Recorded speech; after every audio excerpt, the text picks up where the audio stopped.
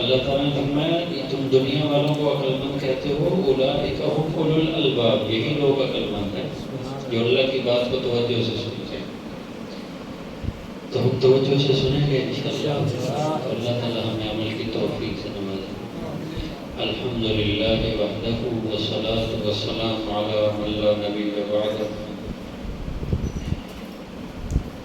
اما بعد، قال اللہ سبحانہ وتعالی فإن آمنوا بمثل ما آمنتم به فقد اهتدوا وإن تولوا فإنما هم في شقاق فسيكفيكهم الله وهو السميع العليم۔ وقال النبي صلى الله عليه وسلم لا تسبوا أصحابي فإن من سبهم فقد سبني، أو كما قال النبي صلى الله عليه وسلم۔ وقال النبي صلى الله عليه وسلم وأصدقهم حياء عثمان، أو كما قال النبي صلى الله عليه وسلم۔ میرے انتہائی قابل عظیم بھائی و دوست و عزیزوں، میرے انتہائی قابل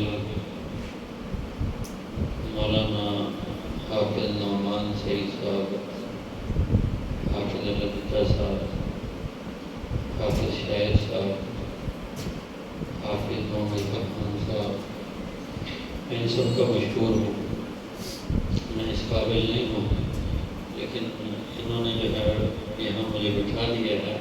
ہم تبلیغ والے کہتے ہیں ہم تو تشکیل پہ چلنے والے ہیں، ہم تشکیل پہ یہاں بیٹھے ہوئے ہیں۔ اللہ تعالیٰ ہم سب کو جو ہے وہ عمل کی توفیق عطا فرمائے۔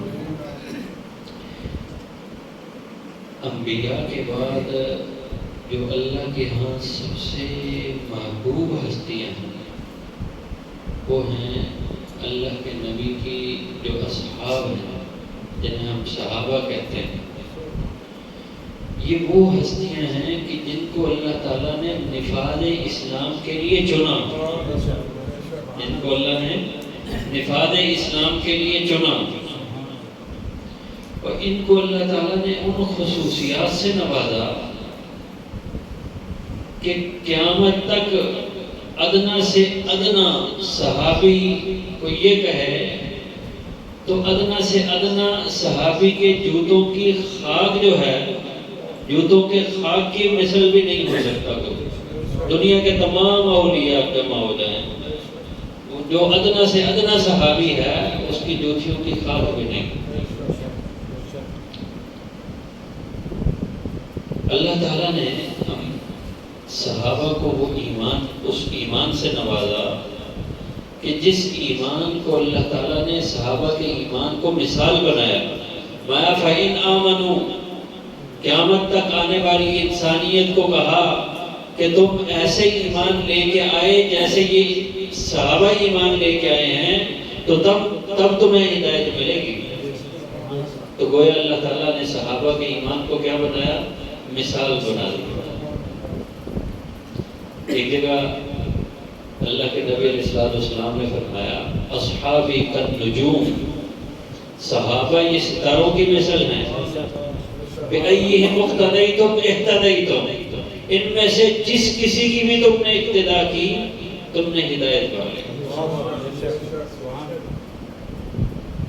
ایک جگہ اللہ کے نبی علیہ السلام نے فرمایا لا تسبوا اصحابی، کہ میرے صحابہ کو گالیاں مت دینا، العیاذ باللہ، الامان والعفیف، بعد ناعاقبت اندیش لوگ، بعد ناسمجھ لوگ وہ صحابہ کو گالیاں دیتے ہیں، نعوذ باللہ، ان کے ایمان پہ، ان کے ایمان ہم یہ نہیں سمجھتے۔ اللہ کے نبی علیہ السلام نے فرمایا کہ جس نے صحابہ کو گالی دی فقط سبنی، اس نے مجھے گالی دی۔ یہ گویا صحابہ کو گالی نہیں، یہ کس کو گالی ہے؟ نبی علیہ السلام کو گالی۔ یہ صحابہ کے ساتھ دشمنی نہیں، کس کے ساتھ دشمنی ہے؟ نبی علیہ السلام کے ساتھ دشمنی ہے۔ تو اللہ تعالیٰ ہم سب کو بچائے کہ جن صحابہ کی عظمت، صحابہ کا کی فضیلت، صحابہ کی عقیدت دل میں ہونا، یہ ایمان کا حصہ ہے۔ وہ سبھی صحابہ اللہ تعالیٰ نے فرمایا کُلًّا وعد اللہ الحسنی، سب کے ساتھ اللہ نے بھلائی کا وعدہ کیا ہے، کسی صحابی کی نفی نہیں تھی۔ کل کا لفظ سب کے لیے آتا ہے، تو کسی صحابی کی اللہ نے نفی نہیں کی، کسی صحابی کو مستثنا نہیں کیا۔ کیا فرمایا کُلًّا وعد اللہ الحسنی، یہ صحابہ کی سب جو جماعت ہے، اس کے ساتھ اللہ نے کیا کیا؟ بھلائی کا وعدہ کیا۔ تو اس کی صحابہ کی عقیدت دل میں ہوگی تو ہمارے ایمان محفوظ ہوں۔ اس لیے ہم صحابہ کی زندگی کو پڑھیں، حیات صحابہ کو پڑھیں، اور پھر صحابہ میں بعض وہ صحابہ تھے جنہوں نے اپنا سب کچھ لوٹا دیا، سب کچھ لگا دیا۔ سیدنا عثمان غنی رضی اللہ تعالیٰ عنہ کے متعلق آتا ہے کہ دو چیزیں، تو میں نے جمعے والے دن میں یہ بات کی اس دن مسجد قدیم میں، کہ بہت سی صفات تھی سیدنا عثمان غنی میں، لیکن دو صفات ایسی تھی جو کسی سے ڈھکی چھپی نہیں۔ ایک سیدنا عثمان غنی کی سخاوت، ایک سیدنا عثمان غنی کی حیا۔ اس لیے کسی کہنے والے نے کہا جب بھی کوئی شرم و حیا کی دیوان لکھے گا، جب بھی کوئی شرم و حیا کی دیوان لکھے گا، مجھے یقین ہے کہ وہ حیات عثمان لکھے گا۔ میں نے اس میں تھوڑی تخفیف کی ہے، شعر میں شرم و حیا کی جگہ میں نے یہاں لکھا ہے کہ جب بھی کوئی سخاء و حیا لکھے، سخاء و حیا کی دیوان لکھے، جب بھی کوئی سخاء و حیا کی، اس میں دونوں صفات جمع ہو گئے، جب بھی کوئی حیا و سخا کی دیوان لکھے گا، مجھے یقین ہے کہ وہ حیات عثمان لکھے گا۔ تو اس لیے ہم صحابہ کی زندگی کو پڑھیں، سیدنا عثمان غنی کی زندگی کو پڑھیں۔ سیدنا عثمان غنی غزوہ تبوک کے موقع پہ اللہ کے نبی علیہ السلام نے اعلان کیا تو سب سے پہلے کھڑے ہونے والے سیدنا عثمان غنی ہیں۔ سیدنا عثمان غنی کہنے لگے اللہ کے نبی، میں 100 اونٹ دینے کے لیے تیار ہوں۔ دیکھیں ایک اونٹ ابھی قربانی کیا نا، ایک اونٹ لینا، ایک بیل لینا کتنا مشکل ہے، وہ بھی 6-7 بندے مل کے لیتے ہیں، 5 بندے مل کے لیتے ہیں، 3 بندے مل کے لیتے ہیں، ان کے لیے لینا کتنا مشکل ہے۔ تو ایک بندہ یہ کہے اے اللہ کے نبی میں 100 اونٹ اپنے ساز و سامان سمیت وہ دوں گا اللہ کے لیے، تو اس جیسی ہستی دنیا میں آ سکتی ہے یا اس جیسی ہستی دنیا میں ہو سکتی ہے؟ اچھا، پھر اللہ کے نبی علیہ السلام نے ترغیب دی تو سیدنا عثمان غنی پھر کھڑے ہوئے، اے اللہ کے نبی میں 200 اونٹ بمائے ساز و سامان اللہ کے لیے دینے کے لیے تیار ہوں۔ پھر نبی علیہ السلام نے ترغیب دی، پھر سیدنا عثمان غنی سب سے پہلے کھڑے ہوئے، کہنے لگے اللہ کے نبی میں 300 اونٹ بمائے ساز و سامان دینے کے لیے تیار ہوں۔ اچھا، اس موقع پہ اللہ کے نبی علیہ السلام نے کیا فرمایا؟ اے عثمان، آج کے بعد تجھ سے کوئی کمی کوتاہی بھی ہو جائے نا، تجھ سے اللہ پوچھے گا۔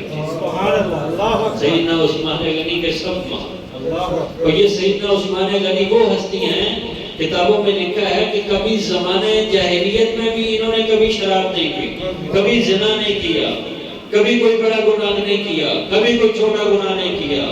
تو جب زمانہ جاہلیت میں نہیں کیا، اسلام لانے کے بعد سب کچھ اسلام پہ لٹا دیا، تو اللہ تعالیٰ ان کو کیسے نوازا؟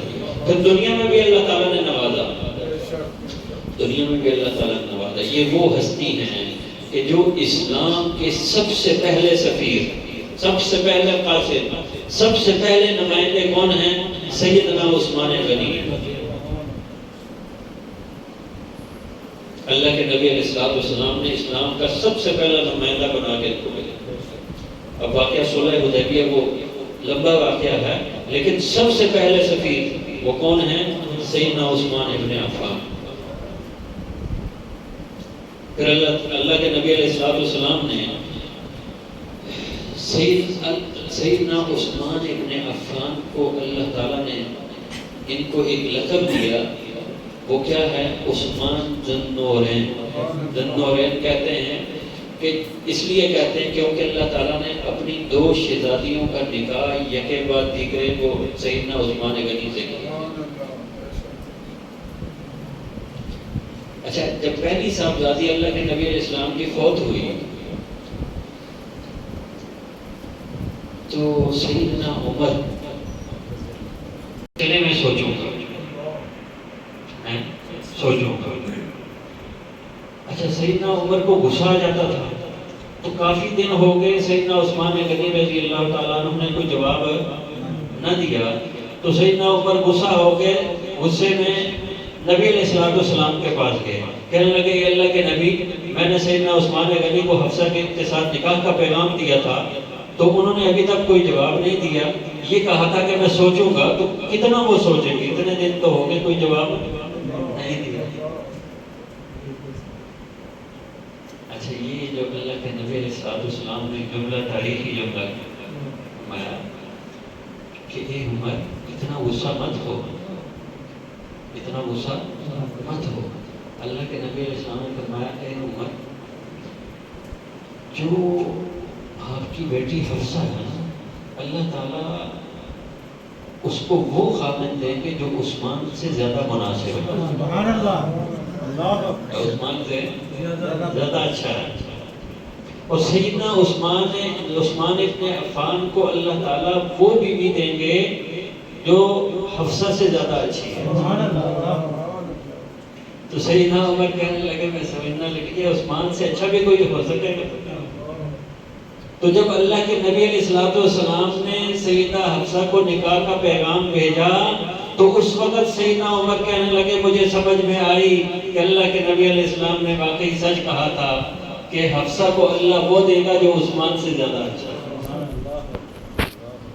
اور سیدنا عثمان کو اللہ وہ دے گا جو حفصہ سے زیادہ اچھی ہے۔ تو سیدنا عثمان غنی کا نکاح وحی آنے کے بعد اللہ تعالیٰ نے حکم دیا، اللہ کے حکم سے سیدنا عثمان غنی کا نکاح سیدتنا ام کلثوم رضی اللہ تعالیٰ عنہ سے ہوا۔ تو یہ کتنی بڑی فضیلت کی بات ہے۔ بہت سے نبی آئے، ان کی اولادیں بھی ہوئیں، ان کی بچیاں بھی ہوئیں، لیکن تاریخ میں کوئی ایسا واقعہ نہیں ملتا، کوئی ایسی بات نہیں ملتی کہ کسی ایک نبی نے کسی ایک شخص کے ساتھ اپنی 2 بیٹیوں کا نکاح کیا ہو۔ اور یہاں بس نہیں کیا، جب ام کلثوم رضی اللہ تعالیٰ عنہ فوت ہو گئی تو اللہ کے نبی علیہ السلام نے سیدنا عثمان غنی کو شادی کرنے کا حکم دیا، میں زوجو، اس کی شادی کرو۔ پھر اللہ کے نبی علیہ السلام نے فرمایا لو کان عندی عشرا، ایک جگہ آتا ہے لو کان عندی عشرا، ایک جگہ آتا ہے لو کان عندی 40، کہ میری 40 بیٹیاں ہوتی، ایک جگہ آتا ہے میری 100 بیٹیاں ہوتی، ایک جگہ آتا ہے میری 10 بیٹیاں ہوتی، وہ میں یکے بعد دیگرے سیدنا عثمان غنی کے نکاح میں دے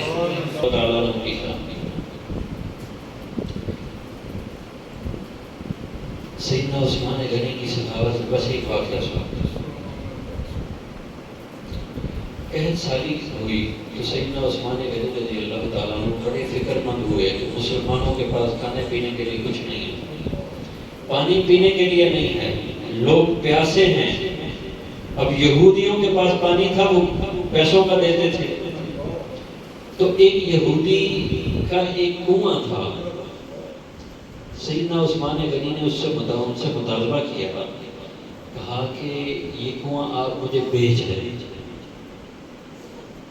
تو وہ یہودی کہنے لگا نہیں، میں نہیں بیچوں گا۔ تو سیدنا عثمان غنی کو اللہ نے حکمت سے بھی نوازا تھا، ایسی حکمت اپنائی، کہا کہ چلو آپ پورا نہیں بیچتے ہو، آدھا بیچ دو۔ آدھا کیسے بیچ دیں کہ ایک دن جو ہے وہ پانی آپ بھر لینا، ایک دن ہم بھر لیں گے، آپ جو پیسے ہیں وہ لے لو مجھ سے۔ تو وہ یہودی تیار ہو گیا، وہ کہنے لگا قبضہ تو ہمارے پاس ہی ہے، چلو پیسے بھی آ گئے، پانی بھی آ جائے گا، تو ایک دن ان کا ایک دن ہمارا۔ اب ایک دن کے لیے جو پانی ملا تو سیدنا عثمان غنی رضی اللہ تعالیٰ عنہ نے مسلمانوں میں اعلان کیا کہ اب آپ نے پیسوں کا پانی نہیں لینا، ایک دن جو ہے وہ پیسوں کا ملے گا، یہودی دے گا، ایک دن میں دوں گا، وہ مفت آپ کو دوں گا۔ اب مسلمان جو جس دن سیدنا عثمان غنی کی باری ہوتی اس دن مسلمان پانی بھر لیتے، اور جو یہودی کا دن تھا اس دن مسلمان پانی بھرنا چھوڑ دیا مسلمانوں نے۔ اب وہ یہودی دیکھنے لگا کہ پہلے تو پیسوں کا پانی لوگ لیتے تھے، اب تو میرے پاس کوئی آتا ہی نہیں ہے۔ پھر انہوں نے سیدنا عثمان غنی رضی اللہ تعالیٰ عنہ کے پاس پیغام بھیجا یہودی نے کہ باقی آدھا بھی آپ لے لو۔ سیدنا عثمان غنی نے کہا ٹھیک ہے، باقی آدھا بھی مجھے دے، کیونکہ اس کا تو بکنا نہیں ہے۔ تو سیدنا عثمان غنی رضی اللہ تعالیٰ عنہ نے اس کنویں کا پانی سب کا سب وہ مسلمانوں میں تقسیم کیا، کوئی پیسے نہیں۔ یہ سیدنا عثمان غنی کی صفات ہے، یعنی سب کچھ لٹا دینا ان کے لیے اس کی کوئی حیثیت نہیں تھی، اللہ کے نام پہ سب کچھ لٹا دینا۔ پھر سیدنا عثمان غنی رضی اللہ تعالیٰ عنہ کی حیا کا واقعہ جیسے آپ صاحب نے سنایا، مایا کہ وَأَصْدَقُهُمْ حَيَاءً عثمان، کہ عثمان کو اللہ تعالیٰ نے جو حیا کی صفت سے نوازا ہے، ایسی حیا کہ جس کو دیکھ کے ملائکہ بھی اپنی نگاہیں جھکا دیں، اپنی آنکھیں جھکا دیں۔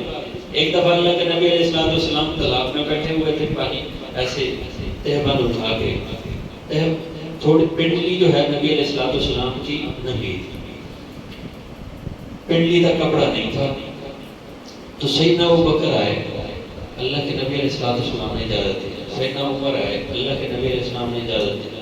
جب اجازت مانگی سیدنا عثمان ابن عفان نے تو اللہ کے نبی علیہ السلام جو ہے وہ سیدھے ہو گئے، اپنی تہبند کو نیچے کیا، میں اب عثمان کو اجازت دوں۔ ایسے ہی سیدنا عائشہ صدیقہ فرماتی ہیں کہ ایک دن ہم بیٹھے ہوئے تھے تو میرے والد صاحب آئے، اللہ کے نبی علیہ السلام نے اجازت دے دی، سیدنا عمر آئے، اللہ کے نبی علیہ السلام نے اجازت دے دی۔ ایسے ہی جب سیدنا عثمان ابن عفان آئے تو اللہ کے نبی علیہ السلام نے اجازت نہیں دی، بلکہ سیدھے ہو کے بیٹھے، اپنے تہبند کو سیدھا کیا، پھر کہا کہ اب بلاؤ سیدنا عثمان ابن عفان۔ تو سیدنا عائشہ صدیقہ کہتی ہیں میں نے پوچھا جانے کے بعد کہ آپ نے جو ہے وہ میرے والد صاحب کے آنے پہ اتنی احتیاط نہیں کی، سیدنا عمر کے آنے پہ احتیاط نہیں کی، اور سیدنا عثمان غنی کے آنے پہ آپ نے بڑی احتیاط کی۔ تو اللہ کے نبی علیہ السلام نے فرمایا کہ مجھے کیوں نہ حیا آئے اس شخص سے جس کو دیکھ کے ملائکہ بھی اپنی نگاہیں جھکا دیں، کہ جس کو دیکھ کے ملائکہ کو بھی حیا آتی ہے، وہ سیدنا عثمان غنی۔ تو اس لیے میرے بھائی دوستو عزیزو، صحابہ کی زندگی کو اپنانا، صحابہ کی زندگی کو اپنانا، صحابہ کی زندگی میں سب سے بڑی چیز وہ کامل یقین تھا۔ کیا تھا جی؟ کامل یقین تھا کہ قادسیہ کے موقع پہ، قادسیہ کی جنگ کے موقع پہ مسلمانوں کی جو جنگ تھی، وہ جہاں لڑنا تھا دشمن کے ساتھ، وہاں آگے جاتے ہوئے ایک صحابی کے ہاتھ میں جھنڈا تھا، پیچھے ان کی صحابہ کی فوج تھی، تو آگے دیکھا پانی ہے، اب پانی سے نکل کے آگے کیسے جائیں گے؟ پانی سے نکل کے آگے میدان میں کیسے جائیں گے؟ دشمن کو بھی یہ یقین ہے کہ یہ نہیں آ سکتے، یہ نہیں آ سکتے، لیکن انہوں نے آواز لگائی، آواز لگائی کہ بھئی دیکھو وَمَا كَانَ لِنَفْسٍ أَن تَمُوتَ إِلَّا بِإِذْنِ اللَّهِ، موت اللہ کے حکم سے آئے گی، جب تک اللہ کا حکم نہیں ہوگا موت نہیں آ سکتی، اللہ کے حکم سے موت آئے گی، موت کا ایک وقت ہے۔ اب یہ آیت پڑھ کے جو پہلے سب سے آگے صحابی تھے جن کے ہاتھ میں جھنڈا تھا، انہوں نے اپنا گھوڑا پانی میں ڈالا، ان کو دیکھ کے باقی صحابہ نے بھی اپنے گھوڑوں کو پانی پہ ڈالا، اور جب دشمنوں نے دیکھا کہ یہ پانی پہ ان کے گھوڑے دوڑتے ہوئے آ رہے ہیں، دشمن دیکھ کے بھاگ گئے، کہنے لگے دیو آمد دیو آمد، یہ تو جنات ہیں، یہ کوئی انسان نہیں لگتے۔ ایسا ہی ایمان تھا۔ اس لیے میرے بھائی کے دوستو، صحابہ کی زندگی کو اپنا، سیدنا عثمان غنی کی سخاوت اور جو اللہ کے لیے لگانا، یہ اللہ کو بڑا پسند ہے۔ اللہ کے نبی علیہ السلام نے فرمایا کہ سخی اللہ کے نزدیک ہے، جنت کے نزدیک ہے، لوگوں کے نزدیک ہے۔ سخی اللہ کے نزدیک ہے، جنت کے نزدیک ہے، لوگوں کے نزدیک ہے، جہنم سے دور ہے۔ اور جو بخیل ہے وہ جہنم کے نزدیک ہے، جنت سے دور ہے، لوگوں سے بھی دور ہے، وہ جہنم کے نزدیک ہے۔ تو یہ سخاوت اللہ کو بڑی پسند ہے۔ تو صحابہ نے کی جو زندگی ہے اس سے ہمیں کیا سبق ملتا ہے؟ سیدنا عثمان غنی کی زندگی سے کیا ملتا ہے؟ وہی لگاؤ اللہ کے لیے سب کچھ۔ جو اللہ کے لیے ایک لگاتا ہے، اللہ جو ہے اس سے 10 اللہ محتاج نہیں ہے آپ کے مالوں کے، ہمارے جانوں مالوں کے محتاج نہیں ہے۔ جو ایک لگائے گا اللہ اسے کتنے دیں گے؟ 10 دیں گے۔ مجھے اس کو ایک واقعہ یاد آ گیا، مولانا جو اللہ کے لیے ایک لگائے گا نا، اللہ اسے کتنے دیں گے؟ 10 دیں گے۔ ایک لطیفہ ہے، سنا دیتے ہیں۔ ایک مولوی صاحب نے بیان کیا جو اللہ کے لیے ایک لگائے گا اللہ اسے 10 دے گا۔ حضرت تھانوی صاحب نے ایک لکھا اپنی کتاب میں، تو کسی دیہاتی نے سن لیا، دیہاتی نے سن لیا، انہوں نے کہا چلو ایک لگاتے ہیں، 10 آنے ہی آنا۔ تھا کوئی کچھ جیسا بخیل تھا، کوئی کنجوس تھا، انہوں نے کہا چلو مولویوں سے پیسے نکلوانا مشکل ہوتا ہے، کہتے ہیں جان دے دیں گے پیسے انہوں نے کہا چلو 10 آنے کی ہیں، ان کے اس کے پاس ایک سکہ تھا سونے کا، تو اس نے کہا چلو ایک لگاتے ہیں 10 آ جائیں گے۔ اچھا مزے کی بات یہ کہ اس کو یقین تھا، مولوی نے جو بات کی ہے اس کو پکا یقین تھا کہ یہ آیت پڑھ کے اس نے کہا ہے تو اب آئیں گے۔ تو وہ اللہ کے ولی نے ایک لگا دیا۔ اب شام تک دیکھتا گیا کوئی نہیں آیا، تو شام کو بڑی ٹینشن کرنے لگا، یا اللہ وہ ایک ہی مجھے دے دے واپس، ایک ہی مجھے واپس دے دے، لیکن نہیں آیا۔ اب اس بیچارے کو نیند نہ آئے، کبھی یوں، اور صبح اٹھی، آنکھ کھلی، نماز پڑھی، نماز کے بعد یہی دعا مانگتے ہیں، یا اللہ مجھے ایک ہی دے دے، نہیں چاہیے مجھے وہ واپس دے۔ کہا چلو ٹھیک ہے۔ اگلا دن بھی شام ہو گئی، کوئی نہیں آیا۔ 3 دن جو ہے اس نے دیکھا۔ اچھا یہ ٹینشن کی وجہ سے نا بعض دفعہ انسان کو موشن لگ جاتا ہے، پیٹ خراب ہو جاتا ہے، اور یہ ہوتا ہے۔ یہ میں نے ابھی دیکھا کئی ساتھیوں کو، ایسے ایک مرزا کو میں کہتا تھا جمعہ پڑھا دو، تو وہ کہتا تھا کہ آپ جمعے کا نام لیتے ہیں نا، جمعے کا نام، تو مجھے موشن لگ جاتے ہیں۔ تو اب وہ جس نے ایک لگایا تھا اس کو اتنا اس کا معدہ خراب ہو گیا ٹینشن کی وجہ سے، تو اس کو موشن لگ گیا۔ تو پہلے زمانے میں بیت الخلا تو ہوتے نہیں تھے، وہ دیہات جاتے تھے، پیریوں میں جاتے تھے، زمینوں میں جا کے قضائے حاجت کے لیے جاتے تھے۔ تو وہ بھی قضائے حاجت کے لیے زمینوں میں گیا، کھیتوں میں گیا۔ تو بعض لوگوں کی یہ عادت ہوتی ہے کہ ان کا ہاتھ جو ٹکتا نہیں ہے، وہ پیشاب پہ بھی بیٹھے ہوں، قضائے حاجت پہ بھی بیٹھے ہوں، تو ان کا ہاتھ ٹکتا نہیں ہے، وہ کچھ نہ کچھ لکھتے ہیں، ہاتھ ہلاتے جلاتے۔ وہ ایک جگہ میں اڈے پہ گیا، گاڑی میں پنڈی کا اڈا تھا، پنڈی کا گاڑی میں بیٹھ کے تو تقاضے کی حاجت ہوئی، تو میں نے کہا چلو پہلے پیشاب کر لیتے ہیں، اس کے بعد جو ہے وہ گاڑی میں بیٹھ گئے۔ تو میں بیت الخلا میں داخل ہوا، بیٹھا، تو سامنے لکھا ہوا تھا دائیں دیکھو۔ میں نے ایسے دائیں دیکھا، میں نے کہا شاید کوئی نصیحت کی بات لکھی ہو، اور میں نے دائیں دیکھا تو لکھا ہوا تھا بائیں دیکھو۔ میں نے بائیں دیکھا، میں نے کہا شاید کوئی مل جائے۔ بائیں دیکھا تو کہنے لگے پیچھے دیکھو۔ میں نے کہا اللہ یہ تو بڑا مشکل ہے۔ جب تقاضے کے بعد فارغ ہو گیا، میں نے پیچھے دیکھا تو میں نے کہا بھائی آگے پیچھے مت دیکھو، کام ہو گیا ہے تو نکل کے جاؤ۔ تو بعض لوگوں کی عادت ہوتی ہے بیت الخلاء میں بیٹھ کے وہ کچھ نہ کچھ لکھتے ہیں، کوئی نقلی ہاتھ لاتے ہیں، کہتے ہیں فارغ جو بیٹھنے سے کچھ نہ کچھ کرنا اچھا ہے۔ تو اس کی بھی یہ عادت تھی کہ وہ قضائے حاجت کے لیے جب جا کے بیٹھتا نا کچھ نہ کچھ تنکا لے کے وہ زمین کو کھودتا تھا۔ تو وہ ایسے ہی زمین کو کھودتے کھودتے اس نے دیکھا نیچے سے سکے نکل آئے، وہ بڑا خوش ہوا، کہا لے بھائی 3 دن کے بعد اللہ نے دے دیے۔ وہ جتنے سکے تھے اس نے اٹھا کے پتہ نہیں اس نے کبھی کیا کہ نہیں کیا، اٹھ کے گیا مولوی کے پاس۔ اب مولوی کے پاس گیا، مولوی اب ملے نہ، انہوں نے کہا جی فلاں جگہ بیان کے لیے گیا، وہ فلاں دیہات میں پہنچ گیا، وہاں جا کے کہنے لگا مولوی جی آپ نے زیادتی کی، آپ نے مسئلہ غلط بتایا۔ اس نے کہا یار میں نے کون سا غلط مسئلہ بتایا؟ آپ نے کہا تھا کہ جہاں 1 لگائیں گے اللہ کتنے دے گا؟ 10 دے گا۔ آپ نے یہ نہیں کہا تھا کہ جو 1 لگائے گا اللہ پہلے 10 دے گا اس کے بعد 10 دے گا۔ 10 موشن کو کہتے ہیں نا کہ پہلے اللہ کیا دے گا؟ 10 دے گا اس کے بعد 10 دے گا۔ تو بھائی اللہ دیتا ہے، یقین ہو کہ اللہ دے گا۔ ام حسبتم ان تدخلوا الجنہ ولما یأتکم مثل الذین خلو من قبلکم، میں کہ تمہیں ایسے ہی جنت مل جائے گی، تمہیں کچھ لگانا نہیں پڑے گا؟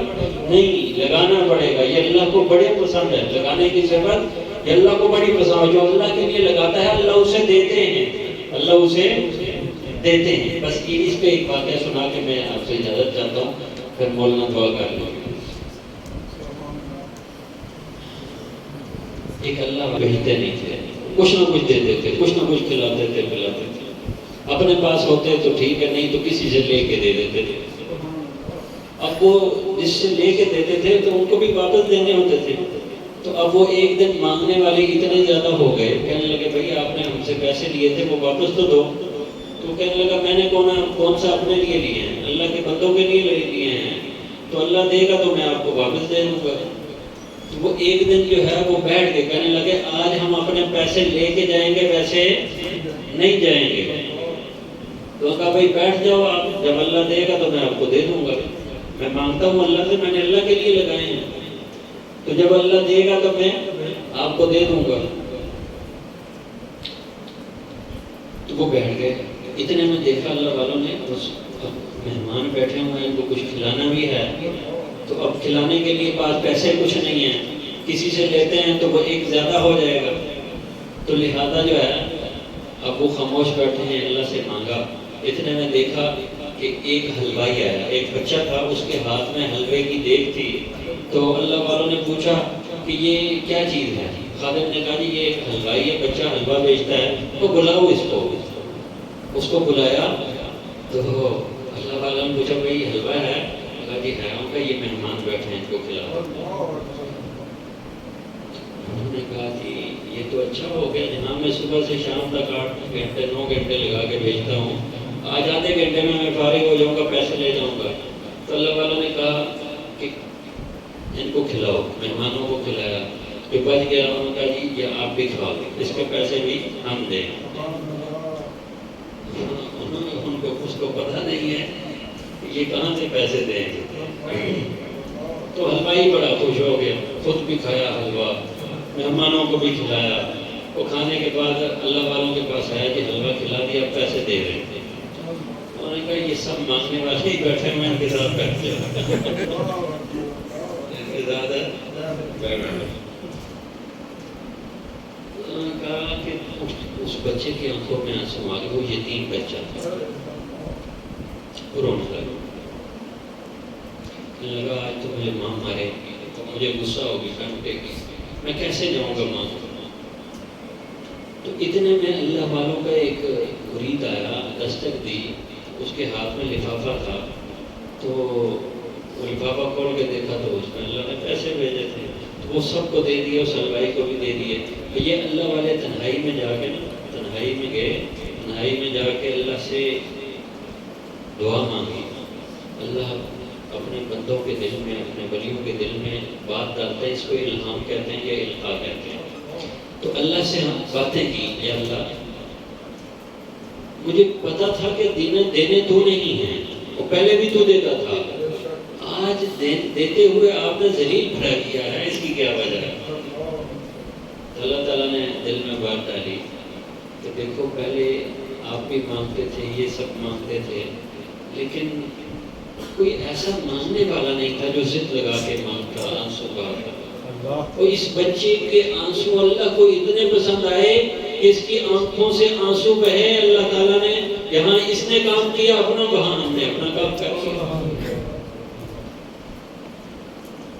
تو میرے بھائی کے دوستو عزیزو، اللہ کے لیے لگانا، پھر اپنا مال ان جگہوں پہ لگائیں جہاں سے ہمیں فائدہ ہو، جہاں ہمیں فائدہ ہو۔ جیسے ہم کسی بچے پہ لگاتے ہیں، وہ دین سیکھتا ہے، قرآن سیکھتا ہے، تو اب اس کا قرآن پڑھنا، علم سیکھنا یہ ایسا ہی ہے کہ ہم دنیا سے چلے جائیں گے، یہ پڑھتا جائے گا، اس کا نامہ اعمال، ہمارے نامہ اعمال میں اس کا جواب لکھا جائے گا، یہ ختم نہیں ہوگا۔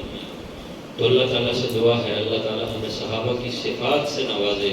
اللہ تعالیٰ سیدنا عثمان غنی رضی اللہ تعالیٰ عنہ، بس ایک واقعہ اس پہ میں سناتا ہوں تھوڑا سا۔ جب سیدنا عثمان غنی رضی اللہ تعالیٰ عنہ کی شہادت کا دن تھا، 40 دن سے بھوکے تھے، اور 40 دن کے بعد جب سیدنا عثمان غنی رضی اللہ تعالیٰ عنہ نے 40ویں دن کی صبح کی، تو سیدنا عثمان غنی نے ایک خواب دیکھا۔ وہ خواب کیا تھا؟ خواب میں نبی پاک صلی اللہ علیہ وسلم آئے، نبی علیہ السلام نے فرمایا، اے عثمان، مجھے پتا ہے تو نے 40 دن سے کچھ کھایا نہیں، مجھے پتا ہے تو نے 40 دن سے کچھ پیا نہیں ہے، لیکن آج میں اپنے ہاتھ سے تجھے کھلانے والا ہوں، آج میں اپنے ہاتھ سے تجھے پلانے والا ہوں، آج آپ کی افطاری کا دن ہے، 40 دن کے روزہ